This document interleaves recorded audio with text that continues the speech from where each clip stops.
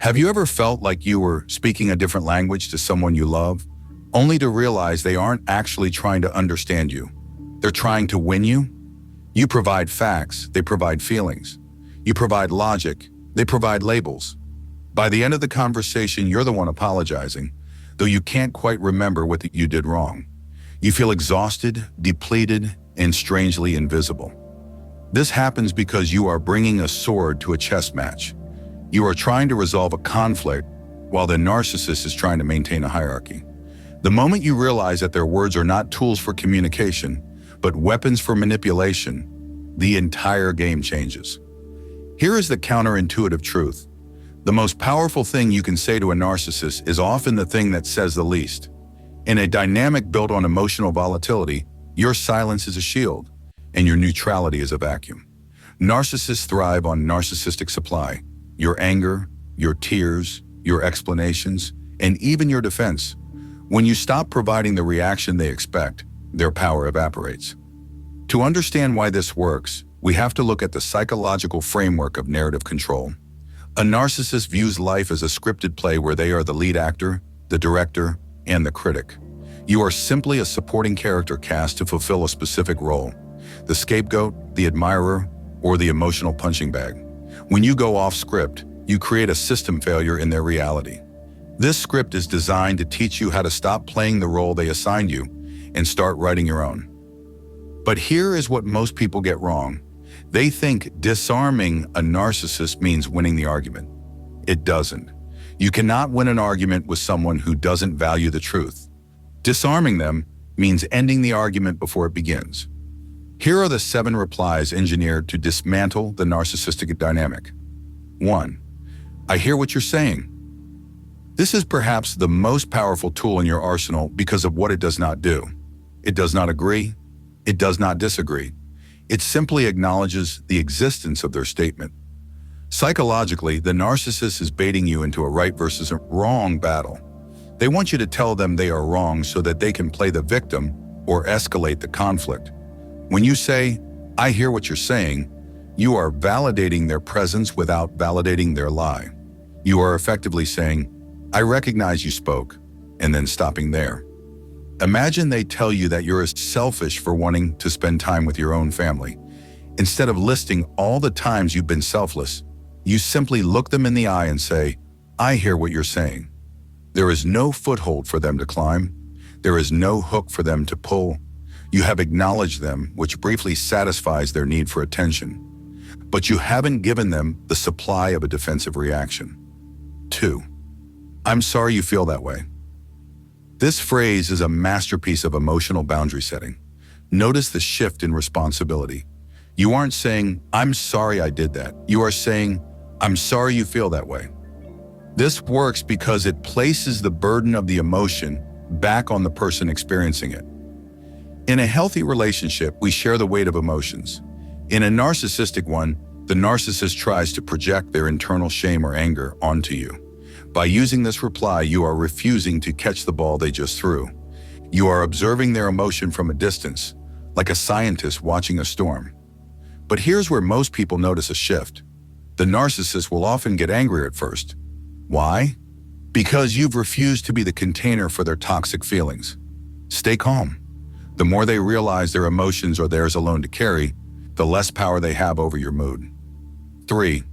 We see things differently. Almost no one notices how radical this statement actually is. It is the ultimate antidote to gaslighting. Gaslighting relies on the idea that there is only one truth, the narcissist, and your perception is a delusion or a lie. When you say, we see things differently, you are asserting your right to your own reality. You aren't arguing about who is right. You are stating that 2 different perceptions exist.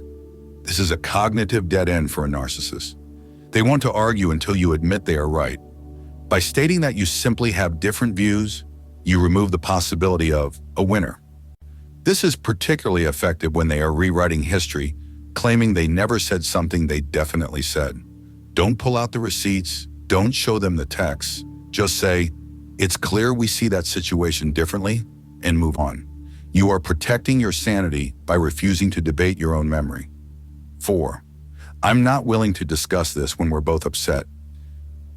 This is the pause button of emotional intelligence. Narcissists operate best in the fog, fear, obligation, and guilt. They need the temperature of the room to be high because high emotions cloud your judgment and make you easier to control. By setting a boundary on the timing of the conversation, you are taking control of the environment. You aren't saying you'll never talk, you're saying you won't talk now. This protects you from the word salad and the circular arguments that usually happen during an escalation. This next one is the most dangerous for the narcissist's ego, so use it with grounded confidence. 5. Your perception is your reality. This is the ultimate evolution of detachment. It is a psychological mirror. When a narcissist hurls an insult or a baseless accusation at you, they are usually projecting their own insecurities. When you say your perception is your reality, you are telling them that their thoughts are internal to them. You are effectively saying, whatever you think of me is a product of your mind, not a reflection of my character. It creates an invisible wall between your identity and their projections. It is a calm, philosophical shrug. It signals that you are no longer seeking their approval, and without your need for their approval, they have no leverage. 6. I can accept your opinion. Notice the word accept. It does not mean agree.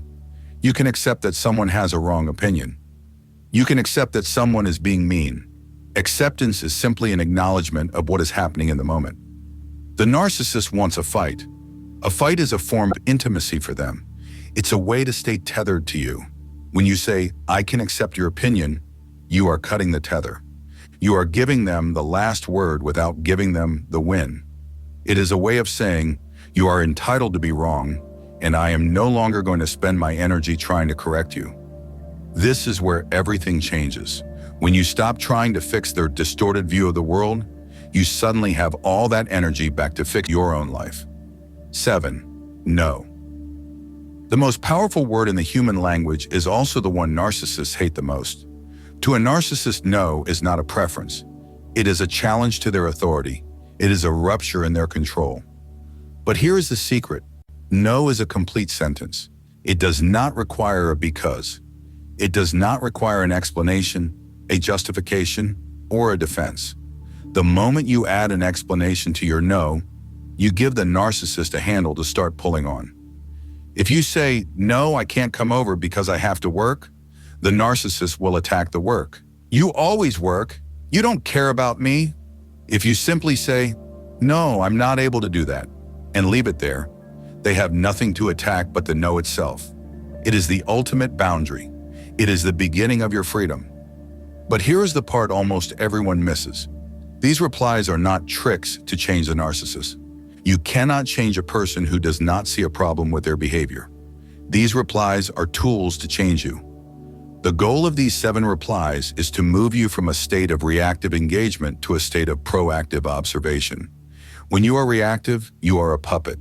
When you are observant, you are the master of your own emotional state. The psychological shift happens when you realize that their behavior is a pattern, not a person. It is a script they have played 1,000 times with 1,000 different people. Once you see the pattern, you can no longer be hurt by the performance. This is about moving from a life of defense to a life of sovereignty. It's about reclaiming your mental space. It's about understanding that your peace is more important than being understood by someone who is committed to misunderstanding you. True strength is not found in the volume of your voice or the sharpness of your wit. True strength is found in your ability to remain unshakable in the face of someone else's chaos. It is the wisdom to know which battles are worth fighting and the self-control to walk away from the ones that aren't. By using these replies, you aren't just disarming a narcissist. You are rearming yourself. You are choosing identity over image, discipline over impulse, and freedom over enmeshment. Reflect on which of these 7 replies feels the most difficult for you to say. Usually, the one we fear the most is the one we need the most, because it points directly to where our boundaries are the weakest. If this perspective has helped you see your situation more clearly, consider joining us here. We explore the deep mechanics of human behavior and the path toward psychological mastery. The most important conversation you will ever have is not the one you have with a narcissist. It's the one you have with yourself about what you are willing to tolerate. Choose your words and your silence wisely.